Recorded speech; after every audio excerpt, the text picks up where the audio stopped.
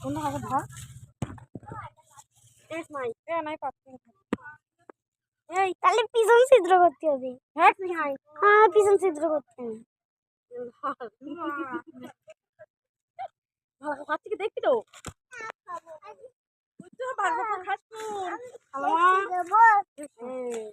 মাথাকে দিয়ে